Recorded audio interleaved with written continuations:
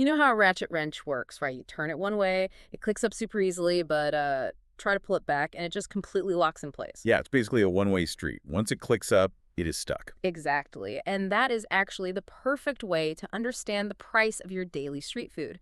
When global oil prices go up, the cost of a meal clicks up immediately. Right, but when oil drops, the price stays locked. It stays completely locked. So today, we are doing a deep dive into how governments try, and well, sometimes spectacularly fail, to unstick that wrench. Okay, let's unpack this. Thailand's Commerce Minister, Suphajee recently proposed a voluntary initiative asking restaurants to offer a 40 baht khao kang.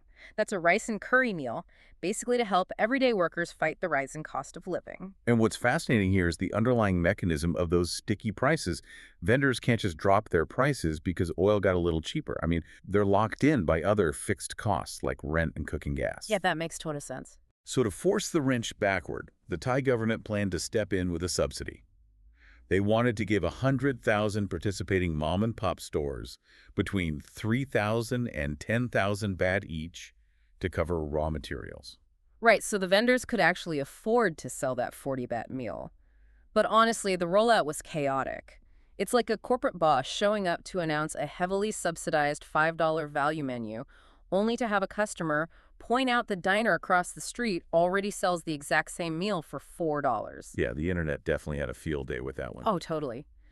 People were sharing these viral AI-generated memes comparing the giant lobster curry they assumed the government was promising with the reality of getting a single microscopic shrimp. That microscopic shrimp meme was ruthless. But, the mockery wasn't just coming from internet trolls. The political opposition immediately jumped on this. And just a quick note for you listening, we aren't taking any sides here. We're just impartially breaking down the arguments from the source material. Right, absolutely. We're just reporting what was said. So the opposition's argument was rooted in a psychological concept called price anchoring.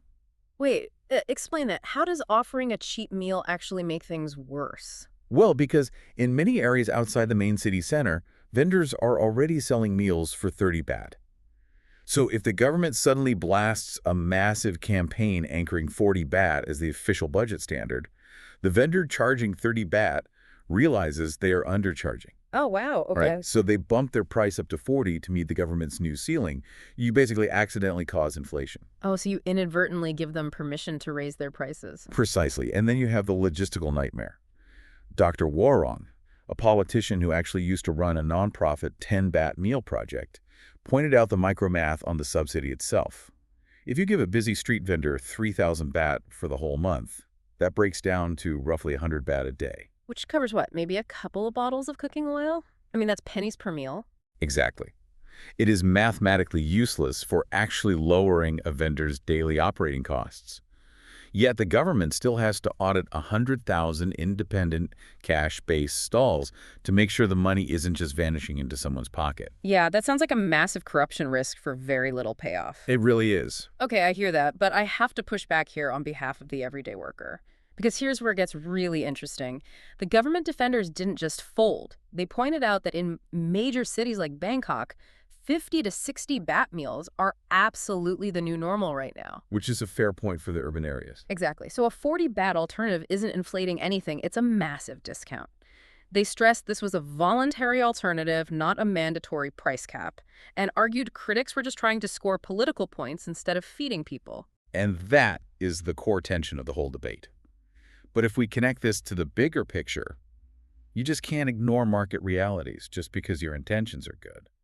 Acknowledging that market distortion and auditing 100,000 stalls was just way too messy, Minister Suphajee actually paused this scheme before it even reached the cabinet. So what are they doing instead? Are they just abandoning the workers? No, they're pivoting to structural fixes. Instead of handing out cash directly to vendors, they're looking at connecting farmers directly to the stores. Oh, I like that. Yeah, you lower the cost of raw materials at the source, basically bypassing the middleman, which naturally brings down the vendor's overhead.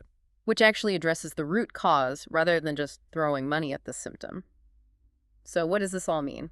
For you listening, it's a perfect case study in how incredibly complex top-down economic fixes truly are. Yeah, you can't just mandate a cheaper lunch without causing ripples or price anchors across the entire supply chain. Right. Trying to unstick that wrench with a quick fix usually just strips the gears. Which leaves you with this final thought to mull over. Even if a government somehow successfully subsidizes a daily meal and keeps prices perfectly low, what happens to the local economy and vendor pricing the exact moment that subsidy money inevitably dries up?